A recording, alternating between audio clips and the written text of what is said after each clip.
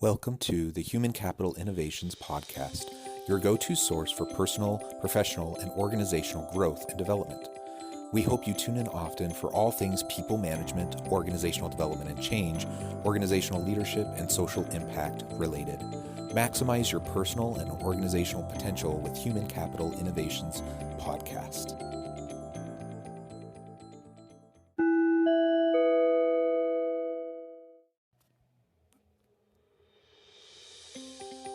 Welcome to the Human Capital Innovations Podcast. As part of our Forbes Features series spotlighting thought-provoking Forbes videos and their key takeaways, today I explore the recent Forbes video, What to Do When You're Feeling Unproductive.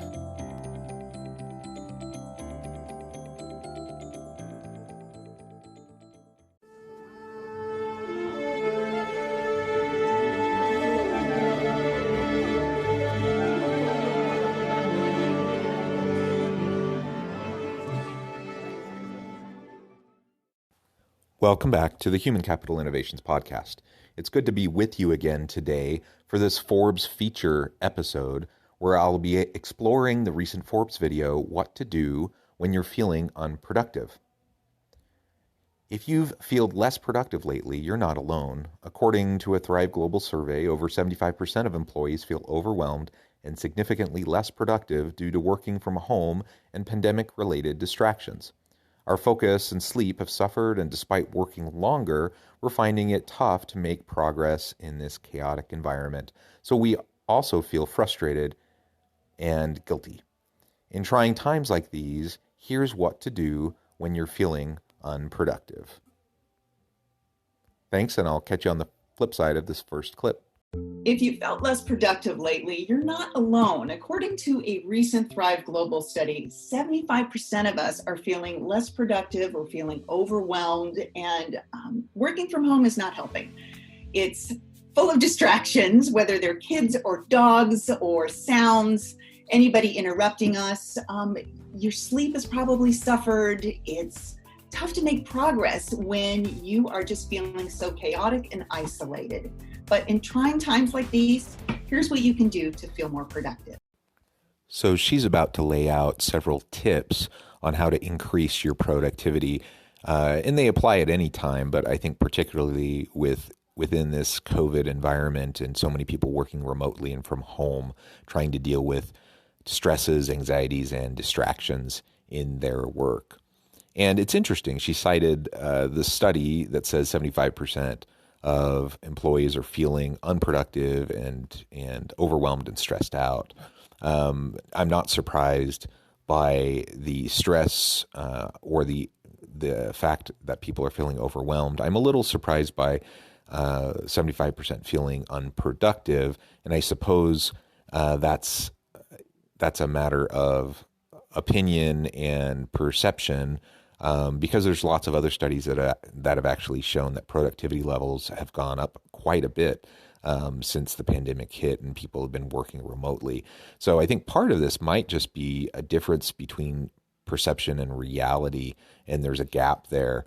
But I guess ultimately it doesn't really matter what reality is. If we feel less productive, if we feel overwhelmed, that's going to have an impact on our long-term performance and our sustainability and not falling into the trap of burnout.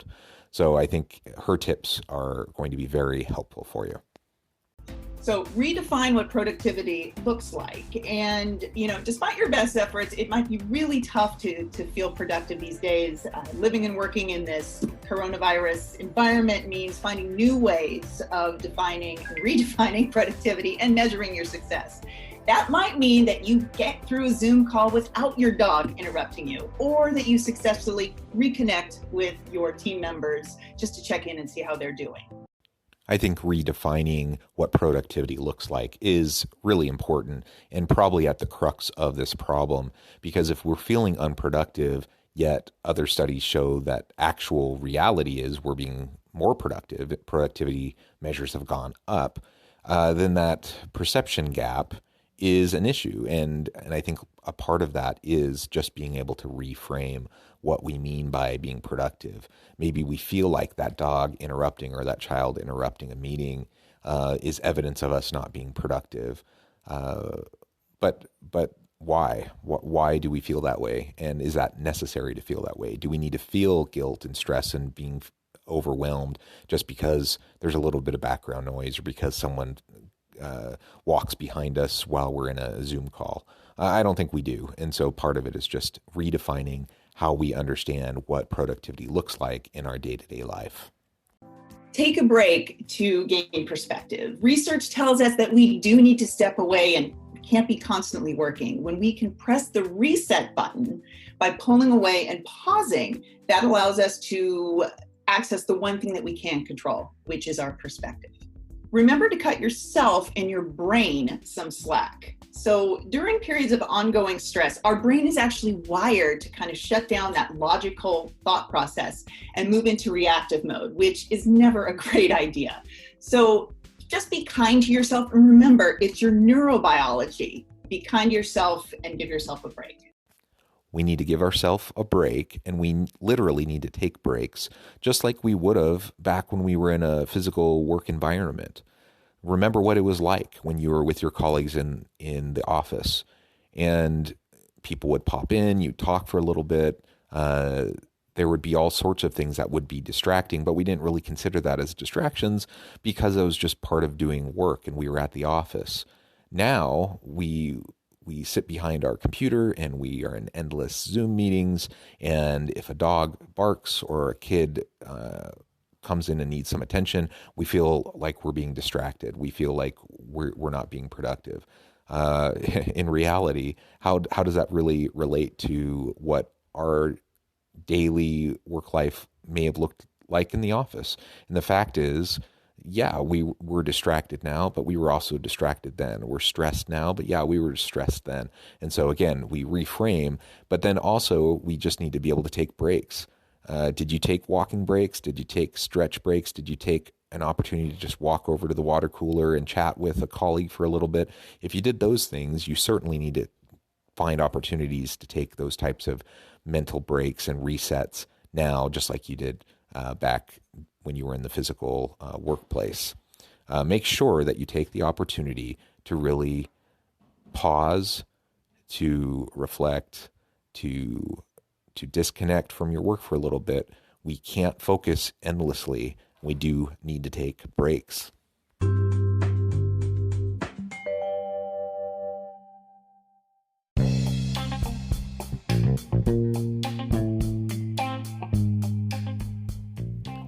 I'm excited to announce the publication of my new book from HCI Press, The Alchemy of Truly Remarkable Leadership: Ordinary, Everyday Actions that Produce Extraordinary Results. Consider how the nature of work has shifted over the past 50 years. With increased globalization, rapid technological advancement, and the shift in economic composition, the average job of today looks very different than the average job of 50 years ago. What will the jobs and organizations of tomorrow look like? Moreover, what does this all mean for organizational leaders?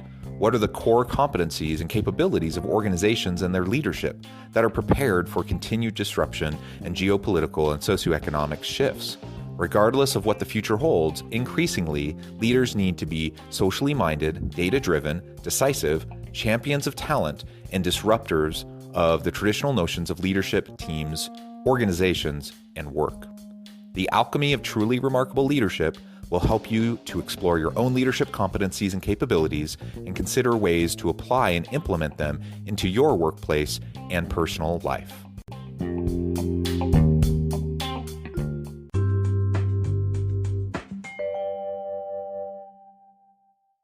Distinguish between being busy and being productive. You know, when we're all caught up on Zoom calls and our days are filled with to-dos, we're definitely busy, and it's easy to feel like there's too much going on. But when you really come down to it, busy is not the same as productive. Productive leaves you feeling accomplished. Busy just feels overwhelming. So be sure to establish boundaries, to say no to things that are no longer necessary or urgent, so you can focus your attention on the things that will help you feel more accomplished and productive. There really is a big difference between busyness and productivity. And we we mix those up in our minds all the time, and we mix them up in our language also. So a lot of times we're talking about how productive we are, and we're really just talking about busyness. Great. So you were in 8 hours of Zoom meetings. Were you actually productive? Probably not. Nobody needs to sit through that many meetings. And so you have to think about what you're doing, why you're doing it, what benefit it really provides. Cut back on the things that don't matter, like endless meetings that go for a half hour or an hour for no other reason than people decided to schedule them for that long. You don't need to meet that much or for that long. So find things that you can cut out. And busyness isn't the same as productivity. Focus on what actually is important, what actually needs to get done, and make positive steps towards completing those elements. And honestly, if you can focus for 3 or 4 hours a day and really make progress on projects that you're working on, and then fit in, some of these extra meetings and other kind of busy tasks that probably need to get done to a certain extent, but aren't hugely important or strategic. That's productivity. That's moving the needle and making progress. And that's about all we could have hoped for and expected when we were in the physical workplace. So cut yourself some slack when you're working from home. You don't need to fill every last minute of every day actually completing tasks and making huge progress on your projects. Take one action towards your goal, however small. Productivity rarely is about grandiose gestures. It's really about taking those small actions consistently over time. That's really going to get you the progress that you desire. Remember that old adage about the hare and the tortoise. Slow and steady wins the race, and it also means you get to be more productive. Small intermediate steps towards progress is what's really important. People get so overwhelmed by their long task lists, and they forget that it's really just the tortoise and the hare. You just make slow, steady, sustainable progress. Tackle one thing at a time. Don't look at your big long list and think, oh my gosh, I have to finish these 50 things today. Just get up, get going, start to work on one thing after another, and slowly but surely you'll start to check things off. Don't allow yourself to get overwhelmed because of everything that's on your list. Just make slow, steady progress. Fast, steady progress is good too, but you get what I'm saying. Just make steady progress. And finally, don't forget to track and celebrate your progress. It's easy to get caught up in the crazy momentum and chaos of the times and forget that you've actually moved the needle. You need to track that either in a journal or just somewhere, and then use that at the end of the day, at the end of the week to review so you can remind yourself how far you've come and feel more productive. Celebrate your wins. Celebrate those things that you do complete and accomplish. And again, don't allow yourself to just get bogged down with perceived failures or perceived distractions. Again, just because a child comes in during a meeting or a dog barks, or your mind is wandering a little bit, like cut yourself some slack. Realize what you're actually accomplishing and try to remember what it was like when you were in the office with your colleagues. And there are distractions all over the place. You weren't getting as much done as you probably think you were when you were in the office. So cut yourself some slack when you're working from home and you have some of these distractions and these extra stresses and anxieties related to the pandemic and how you're caring for your family and whatnot. Celebrate when you do accomplish things, share it with others, take an opportunity to check in with your colleagues who are also working remotely, make sure that you're supporting each other and being cheerleaders for each other and what you accomplish. When you've been working from home for months, it's easy to feel like you're not making progress and you're being super unproductive, but you're not alone. And with the tips that I shared, you're going to feel like you've made more progress and you'll be kinder to yourself, which will help your productivity in the long run. The truth is, we are all dealing with a lot right now. It's unprecedented times. Our companies are trying to stay afloat and pivot, and we're trying to help our organizations be successful while we're pivoting, taking care of our families, trying to figure out our remote work spaces. It's a lot and it is challenging. But be kind to yourself. Practice self-care. Reset your perception around what it means to be productive. If you're anything like me, I'm probably working way more hours now than I did before the pandemic. And yes, I have distractions during the day, but I also am just doing more. I'm being quite productive. It just looks different than it looked like before. So reframe what productivity looks like and means to you. Recognize the difference between busyness and productivity.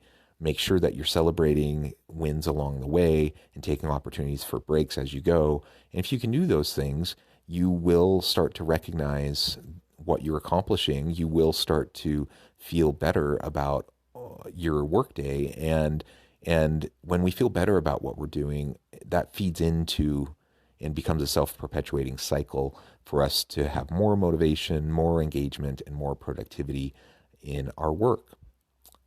As always, thank you for joining me for this episode of the Human Capital Innovations Podcast. I hope you stay healthy and safe, that you can find meaning and purpose at work each and every day, and I hope you have a great week.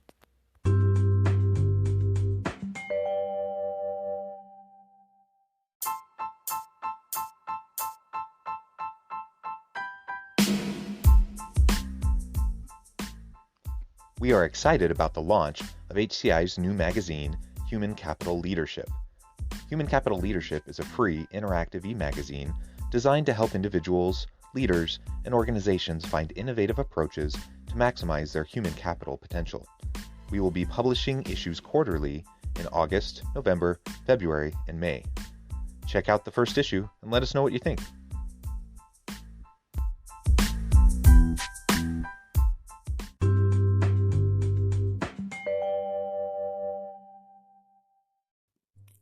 Thanks again for joining us for this episode of the Human Capital Innovations Podcast.